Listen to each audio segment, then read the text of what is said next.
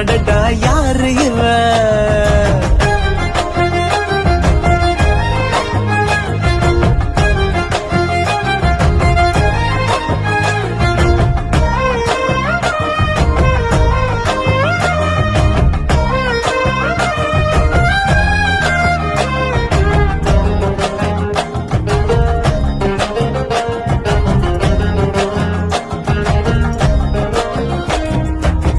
நில ஒன்று தரையில் வந்து நடக்குது எதிரில் நின்று எனக்குன்னு பிறந்தவதா என்று நானும்